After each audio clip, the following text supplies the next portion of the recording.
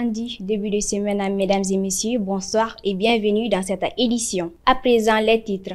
Célébration de la 3e édition de la journée du bon élève et de la reconnaissance du mérite à Kaya. Les électeurs gabonais étaient aux urnes ce samedi pour participer à un référendum sur l'adoption d'une nouvelle constitution. Football, le Djoliba AC a remporté la Super Coupe du Mali. C'était le sommaire, le développement dans un court instant. À Kaya, la 3e édition de la journée du bon élève et de la reconnaissance du mérite a été célébrée ce vendredi 15 novembre 2024 à Kaya, une initiative de l'Académie d'enseignement de Kaya. C'était en présence des autorités régionales, des attestations de reconnaissance, des ordinateurs, des fournitures scolaires ont été remis aux récipiendaires.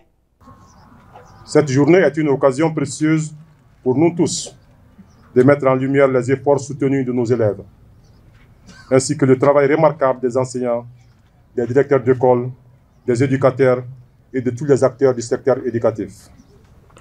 Ces efforts, souvent invisibles au quotidien, contribuent pourtant de manière décisive à la construction d'une société plus juste, plus égalitaire et plus prospère. Chers élèves, vous êtes la fierté de notre région. À travers vos résultats scolaires, vos attitudes exemplaires et votre engagement, vous incarnez les espoirs et les rêves de toute une communauté.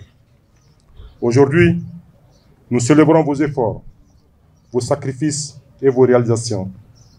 Vous êtes les bâtisseurs de demain et votre réussite est le gage de l'avenir de notre région et de notre pays. Que cette journée soit l'occasion de vous encourager à persévérer, à toujours viser l'excellence et à ne jamais douter de votre potentiel. L'éducation est le premier pilier du développement et vous en êtes les acteurs principaux. Une journée inscrite désormais en lettres d'or dans les annales de l'Académie d'enseignement de Kaya pour célébrer l'excellence en milieu scolaire et honorer les mérites des femmes et des hommes de la communauté éducative qui se sont illustrés par leur engagement et leur dévouement en faveur de l'éducation. Initié par l'Académie d'enseignement de Kaya, il y a de cela 3 ans, pour encourager le travail bien fait, cultiver l'excellence en milieu scolaire et reconnaître les mérites des acteurs de l'éducation, et inviter par là les uns et les autres à toujours œuvrer pour se transcender, la journée du bon élève et de la reconnaissance du mérite a reçu un écho favorable auprès des partenaires qui ont cru en nous et en l'opportunité du projet.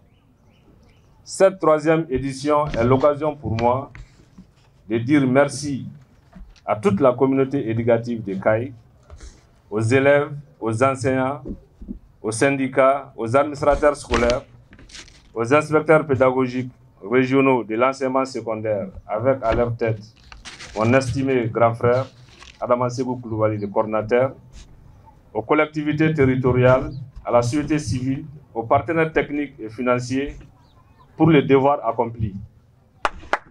Le travail bien fait au titre de l'année scolaire 2023-2024.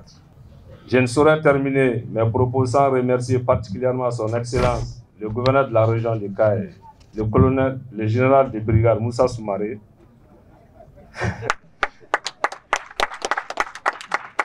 pour tout ce qu'il fait en faveur du secteur de l'éducation. Son leadership et son engagement à nos côtés ont permis de venir à bout de bien des problèmes de l'école à Kaya. Un défaut pour le bien de l'école. Aux élèves lauréats et aux récipiendaires, j'adresse toutes mes félicitations. Plaise à Dieu de nous accorder l'opportunité de vivre d'autres événements de ce genre. Vivement la 4e édition. Vive la 4e édition de la journée du bon élève et de la reconnaissance du mérite. Que Dieu bénisse le Mali et les Maliens. Merci de votre aimable. Nous restons à Kaya. Le gouvernorat de Kaya a accueilli ce samedi 16 novembre 2024 la 3e édition du café organisé par l'Institut néerlandais pour la démocratie multipartite. Ce café est placé sous le thème « Le contrôle citoyen de l'action publique gage le développement local ». Cet événement s'inscrit dans le cadre du programme d'éducation, formation démocratique et politique programme triennal 2023-2025 du NIM2 financé par l'Union européenne. Depuis 3 ans, avec ce programme, nous avons formé à peu près 700 jeunes maliennes et maliens sur les questions de démocratie, de participation politique, de citoyenneté active et de participation à la vie publique. Donc, dans le cadre de ce programme, il y a des cours en présentiel. Il y a également une plateforme en ligne où tout le monde peut participer, tout le monde peut suivre le cours et avoir la certification, puisque ceux qui suivent le cours en salle sont âgés de 18 à 35 ans. Donc, tous les autres peuvent suivre le cours en ligne sur la plateforme www.formation-prefodep.com. À côté des cours, il y a d'autres activités comme le café politique. Le café politique est une opportunité d'apporter des éclairages sur des questions spécifiques qui ont été vues pendant le cours. Et la question du contrôle citoyen est une question qui revient beaucoup parce que, comme vous le savez, dans la mouvance de la refondation dans laquelle notre pays se trouve, le nouveau citoyen, la nouvelle citoyenne malienne a besoin de mieux comprendre quel est son rôle dans le fonctionnement public, dans le fonctionnement de la vie de la collectivité, de l'État, de la nation. Et donc ce thème-là nous permet de venir avec des experts qui sont spécialistes de ces questions-là, de venir avec des praticiens qui sont des gens qui ont géré ou la municipalité, comme à Caille aujourd'hui, la mairie ou le président du conseil régional, et expliquer en quoi consiste ce contrôle citoyen, comment la jeune malienne, le jeune malien, le citoyen, la citoyenne peut contribuer à la gestion vertueuse, c'est-à-dire gérer de manière positive, sans corruption, avec le contrôle, pour que les ressources de l'État, la gestion de la vie publique puisse se faire de manière claire et participative. C'est un devoir pour tout citoyen de contrôler l'action publique. Et puis ça fait partie des 4 rôles d'un bon citoyen pour le bon gouvernement et pour le développement de la région de Kaya. Bon, c'est un thème crucial parce que c'est très important. Aujourd'hui, la jeunesse, nous devons vraiment prélever ces défis-là. Nous devons être des citoyens actifs et connaître nos droits et nos devoirs. Après cette formation, nous, en tant qu'organisation, nous allons essayer de faire une restitution au niveau de nos clubs et puis aussi au niveau de nos différentes associations partenaires. Et puis, ça va nous servir davantage chaque année aussi de venir payer la TRL, taxe pour le développement régional et local, et puis aussi de mener des actions concrètes pour le développement régional de Kaya. Toujours à Kaya, le bureau de l'Union régionale de la Centrale démocratique des travailleurs du Mali, CDTM, a été renouvelé ce vendredi 15 novembre 2024 dans la salle des réunions de la Chambre de commerce et d'industrie. Ce nouveau bureau est composé de 41 membres et dirigé par Moussa Niangate pour un mandat de 5 ans. La mission principale de la CDTM est une structure syndicale, comme toute autre structure. Nous sommes une centrale syndicale qui a vu le jour en avril 2014. Et on est là, c'est pour défendre les intérêts des travailleurs en tout lieu, en tout moment. Mais par rapport au renouvellement du bureau, la CDTM s'est donné des objectifs. Un, c'est pour renforcer la relation des travailleurs. Deux, promouvoir leurs droits. 3.